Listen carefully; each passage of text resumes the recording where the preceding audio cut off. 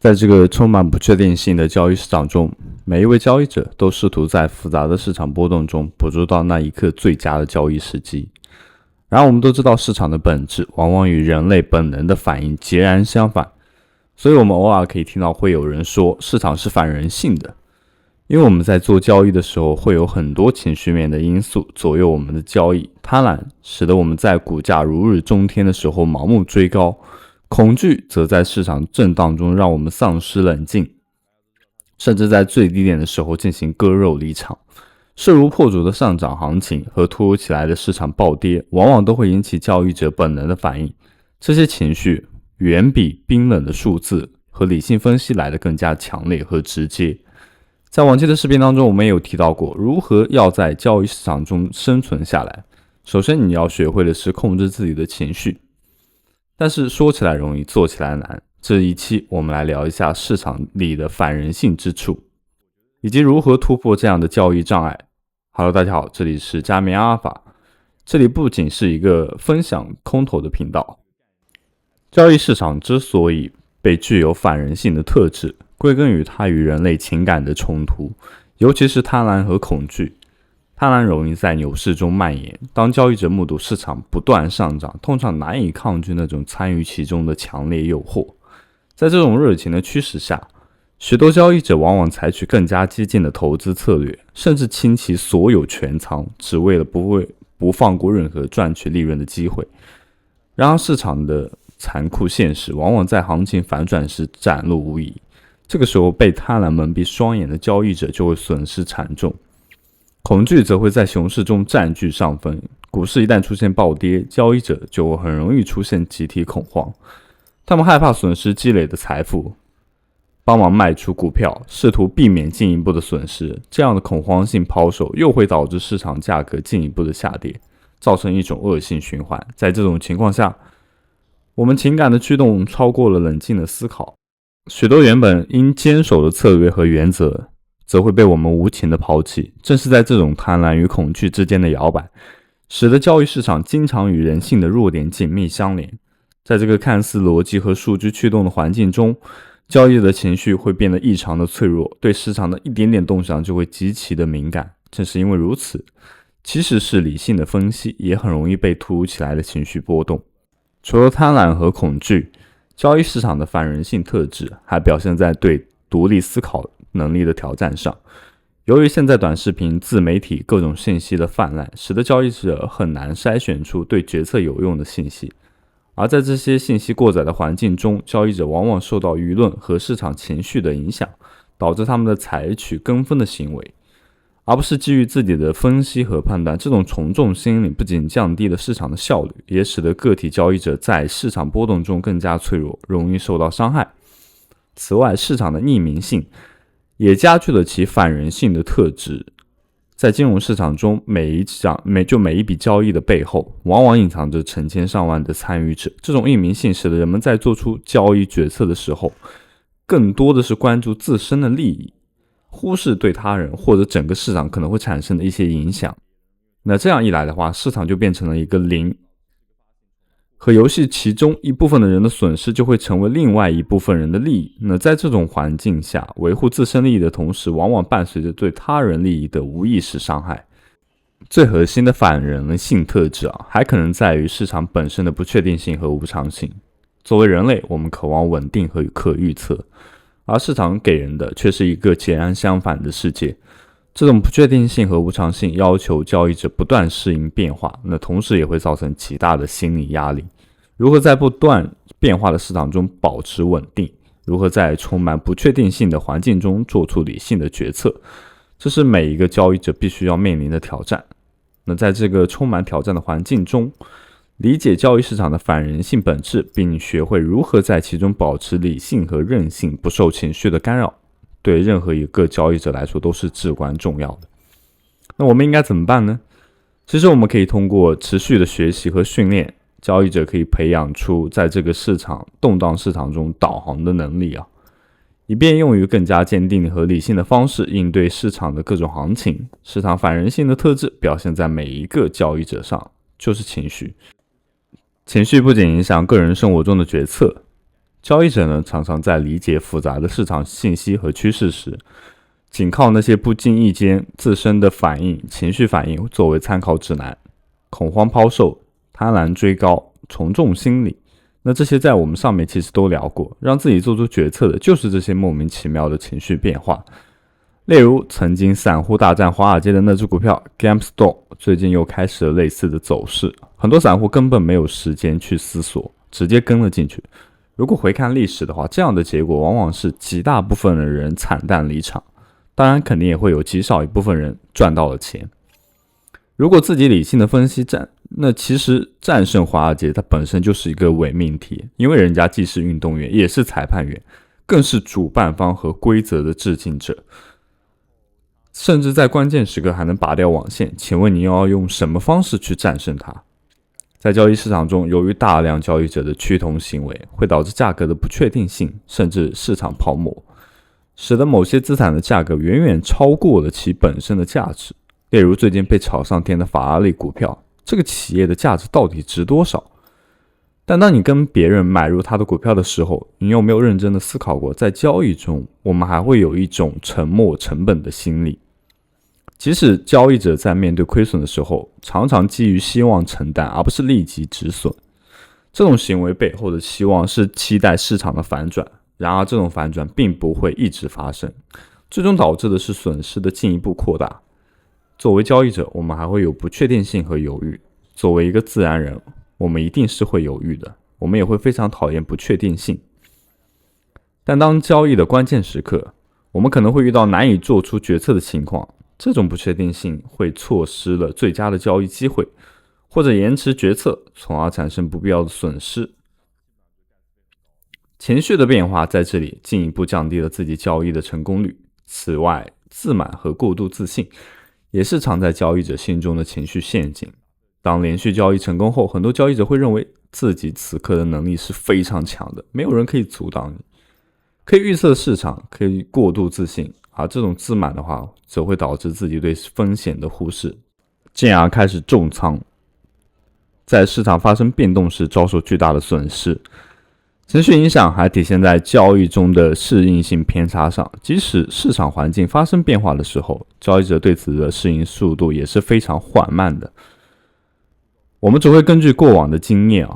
来判断市场当前的状态，却不能及时的调整自己的交易策略，适应新的市场。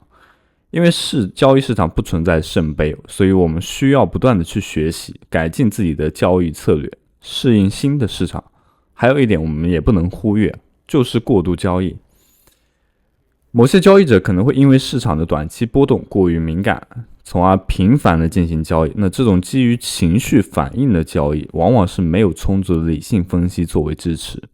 交易成本的累积以及时机选择的不佳，常常导致整体信念的降低。选择性认知其实也是情绪影响决策的一个方面。交易者往往只倾向于关注那些支持自己现有看法的信息，从而忽略掉那些可能让自己观点站不住脚的证据。一旦看到一只股票，心里只想做多，打开盘面只会给自己做多找各种理由。这种由确认偏误驱动的选择性认知，最终损害交易者对市场全面以及自己本身的客观理解，从而降低自己的胜率。那情绪也会影响到交易者的持仓时间，在面对不利的市场动态的时候，交易者常会因为恐慌而过早的抛售股票。那相反，在市场上涨时，又因为贪婪而过分延长持股的时间。虽然想着其实是要截断风险，让利润奔腾，然而事实上可能是截断利润，让风险奔腾。这样的行为与最大化的收益的原则其实是相悖的。长此以往，亏损就是必然。另一个层次上的影响是对交易者耐久性的考验。情绪波动可能会导致交易者疲于应对短期的交易，市场缺乏长远的投资视角。长期的成功的投资者需要耐心和持续的关注，而情绪波动只会分散交易者对长期目标的专注度。最后，情绪还会影响交易者的信心。在经历了一系列亏损之后，交易者就会失去信心，对自己的交易策略的能力产生怀疑。如果你一旦缺乏了自信，你会在以后的一些决策当中过度谨慎，有可能放弃那些非常好的交易机会。也有可能错失最佳的交易时间。总的来说，情绪的影响贯穿了整个交易的层面，对风险或者是对感知信息的筛选，到持股的决策，以及对长期战略的承诺。所以我们需要在交易的时候用到我们自己的一些方法，来帮助我们去管理自己的情绪，从而提高决策的质量。首先要让自己时刻保持理性，我们要做的其实是制定明确的交易计划，这对于每一个交易者来说，都是非常基础且必要的。一个明确的交易计划应该有明确的入场和出场点，以及他们的理由自己的预期以及可以接受的损失。同时，交易计划还应该覆盖市场变化的时候应该如何应对，把所有的可能都一一列举，在开仓前就已经完全接受任何的结果，确保每一笔交易决策时不是出于一时的冲动或者是比较混乱的情绪，而是基于事先设定的规则和目标。那关于这方面的内容的话，我们可以查看一些往期的视频规划你的交易，然后交易你的计划，同时坚持风险管理原则，也是防止情绪过度影响交易决策的关键。这意味着我们必须要确保每一笔交易的最大承受风险是自己能接受的。一个良好的风险偏好策略，它其实也是应该要考虑到自身的财务情况、自己的风险偏好以及当前市场的整体波动。我们再说回到情绪，控制情绪的能力对交易者来说是非常重要的，而心理训练则是培养这种能力的重要途径。学会控制情绪和心理的训练包括了各种技巧和策略，比如适当的冥想、自我冷静或者是认知的重构等。这些方法可以帮助交易者在面对市场压力的时候时时刻刻保持冷静。例如我在心烦意乱的时候，我时常会骑着单车绕着各种景点，虽然是在同一个市区之内的我可以经常在这里骑上3-4个小时，而且永不知疲倦。不是因为我真的很热爱骑车，或者是我真的很喜欢风景也好，或者是环境也好，我单纯的只是想通过骑车来挥洒我内心的一些汗水，通过挥洒汗水的时候带走我一些负面的情绪，或者是一些情绪的波动，让我真正切切的能够平下心来，能够静下心来。这种状态我其实是维持了大概是2个月左右，那段时间我非常的煎熬，每天晚上夜不能寐，睡不着，总会去想一些就是有的没的事情。人嘛，总是会有一些家里生活或者是感情方面带来的各种问题，你需要找到这样的一个宣泄口，而这种宣泄口是必须的，这是你作为一个心理训练的重要途径之一另外，心理训练也可以帮助交易者提升这种抗压能力，能面对市场波动的时候冷静的做出判断。如果有机会了，大家当然可以坐下来畅快的聊一聊，具体应该要怎么做这种心理训练。我们还是需要不断去学习交易这么多年了，每一年我们都会学到一些新的东西，然后融入到自己的交易系统中。那其实作为交易者需要不断更新自己的知识库，在 Web3 的世界当中，学习是永远必须要做的。这种持续学习的过程不仅可以帮助我们更好地理解市场动态，也可以使我们能够适应市场的结构性变化，学习新的投资策略分析方法，从而去增加我们的信心，帮助我们在面对特殊情况时做出反应。那么在此之上的话，其实我们设定的现实的期望和目标，不要老是想着让自己盈利100倍、1000倍，甚至是10000倍。100倍的增长的话，当你连1倍的增长都做不到的时候，那这样的目标其实是非常的可笑。最后，定期的回顾和自我评估也是非常重要的环节。当我们平仓之后的话，还是要回看自己所有的操作，检查自己的交易记录，分析一下自己成功的原因和失败的理由，并从中总结经验。因为这样的评估可以使我们识别哪些有效，哪些人就需要调整，以及如何在未来当中提高表现。这种自我反省的过程不仅能够增加交易者对市场的理解，也是一种心态的调整，培养我们其实是决策水平的一些重要手段。接下来还会分享一些技巧和方法。首先是认知行为的训练。认知行为训练是一种通过认知充足来改善个人情绪的反应和行为习惯的心理疗法。在交易中，我们可以通过认知行为训练改变那些负面情绪和不良的交易行为。这种思维模式通常会被篇幅限制。那这里简单聊一下几个重要的步骤。第一个是如何识别负面的思维。首先你要学会识别自己的负面思维模式，你才知道怎么样自己去改变它。有时候我们可能就会把它称为认知的扭曲，比如说事情看得过度的灾难化，假设最坏的情况，以偏概全，然后将负面的事件视为绝对意义上的失败。个人化的错误，将外界事物的责任然后全部都归结在自己的身上。当你有这些负面情绪的时候，我更建议的是你可以找一些自己喜欢的事情来做。像我比如说可能我喜欢打球，然后我就会去挥洒自己的汗水，或者你喜欢健身，或者你喜欢徒步，或者你喜欢旅游，都是可以啊。虽然这些东西看起来好像是对你的交易是没有任何实质性的帮助，但是它可以改善你的心态。那我们进入到第二个，挑战负面的思维啊。一旦识别了你这些负面的思维，下一步就要挑战他们，问这些想法是否基于事实，其实还是有更加积极的视角。我们可以适当的换一种思维的方法。假如开仓的不是你，而是你的一个朋友，你应该怎样给他做这种建议呢？用客观或者理性的方式重新评估这些负面其实就负面的想法。